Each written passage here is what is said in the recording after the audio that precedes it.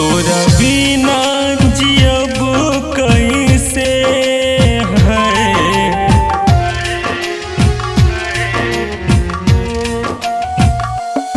तोरा बिना जियब कैसे है, तोरा बिना जियब कैसे है। ए जान हो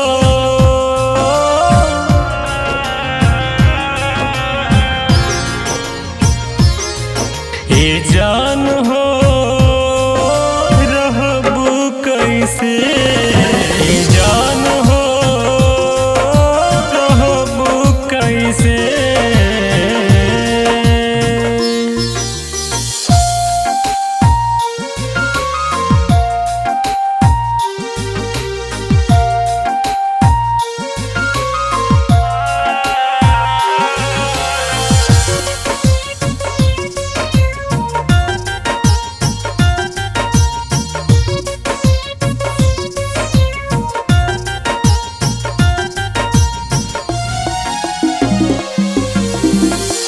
बचपन के प्यार रहे हमके भूलैलू, कहलू हम साथ रहो कहीं बिसरैलू।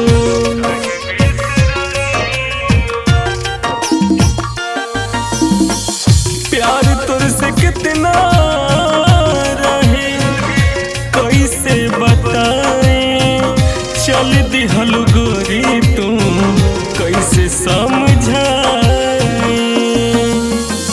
जुदा हो के दिल के मनाइब कैसे,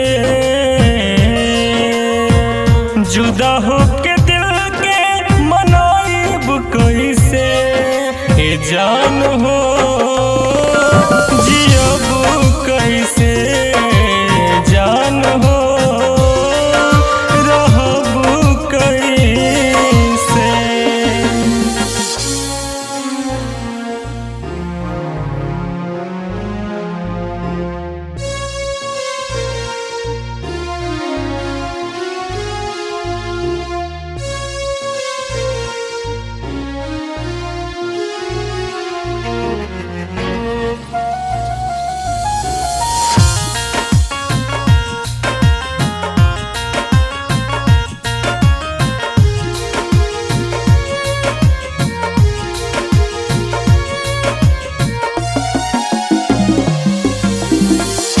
तोहरा बिना हमरा कुछ न बुझाता, तोहरे राह देखी देखी अखिया लो